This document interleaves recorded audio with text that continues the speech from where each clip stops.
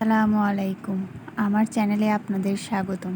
আজ আমি তৈরি করে দেখাবো ফুলুরির রেসিপি। নিয়ে নিলাম একটা কড়াইয়া, এর মধ্যে দিয়ে দিব সামান্য একটু তেল, এর মধ্যে দিয়ে দিব আমি চিংড়ির শুটকি।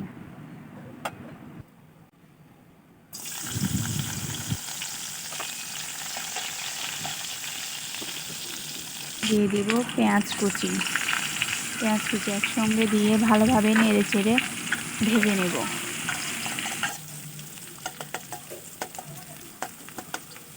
দিয়ে দিব সামান্য একটু রসুন বাটা,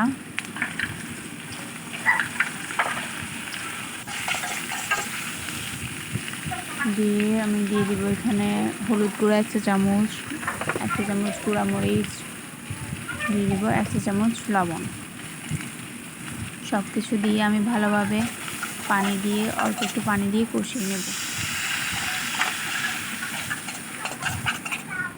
যখন দেখবেন উপরে তেল উঠে আসছে, এরপর আমি এখানে আস্তে আস্তে দিয়ে দিব ওগুলো দিয়ে আমি কিছুক্ষণ উতরিয়ে চুলার আঁচ কমিয়ে এর মধ্যে দিয়ে দিব উপরে ফালি করে রাখা কাঁচামরিচ আর দিয়ে দিব ধনিয়া পাতা। এই তো আমার ফুলুরি তৈরি হয়ে গেল। আপনারা যারা নতুন অবশ্যই আমার চ্যানেলটি সাবস্ক্রাইব করবেন। ধন্যবাদ।